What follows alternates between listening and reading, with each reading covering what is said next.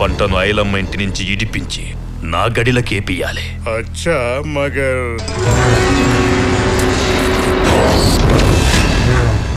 ఐలమ్మ, మా సంగపోళ్ల కోసం ఇంత కష్టపడి ఉంటే చాలనా? నీ చేతులతో ఇంత గంజి పోసినా తాగిపోతాం కదా. అంత మాట అనుకుండ్రయ్యా, మీరంతా నా కోసం వచ్చిండ్రు, ఎంతో కష్టపడినరు. నేను మీకోసం ఈ మాత్రం చేయలేనా అయ్యా? జల్ది జల్ది కానివ్వండి. ఎవడి సొమ్మని వంట చేస్తున్నావు? నాది నా సొమ్ము. అమీన్ సాబ్, ఏంది తుపాకీ రాజ్యం? ఏంది దౌర్జన్యం? మిస్టర్ రామచంద్రారెడ్డి, దొర మీ మీద కేసు పెట్టాడు. ఇదంతా చోరీ మాల్. దొర చేలో పంటనంతా దొంగతనం చేశారు మీరు. పదండి స్టేషన్ కి పదండి. ఎవరి పంటని ఎవరు దొంగతనం చేసిండ్రు? ఐలమ్మ పంటని కాజేయాలని చూసింది గాదోరా. ఆడు దొంగ. కమోష్, ఏం మాట్లాడుతున్నావు? ఇది దొరగారి పొలం.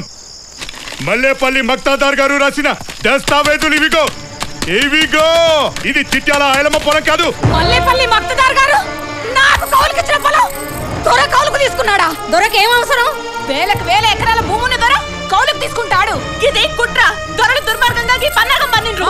ఇది కుట్ర, ఇది దగ, ఇది మోసం, ఇది అన్యాయం. అమీన్ సాబ్, ఐలమ్మ మొగుడు కొడుకులు సంఘములు చేరిండ్రనే కక్షతో వాళ్ళను జైలుకు పంపిండ్రు. ఇప్పుడు ఐలమ్మ పంట దోసుకుపోతుండ్రు. ఇది ధర్మం కాదు అమీన్ సాబ్. గుద్దుతా భీమిరెడ్డి నరసింహారెడ్డిని చెప్తున్నా. మా ఐలమ్మ పంటని ముట్టుకున్నావో ముక్కు పచ్చడి చేస్తా. ముందుకెళ్ళి పండ్రే.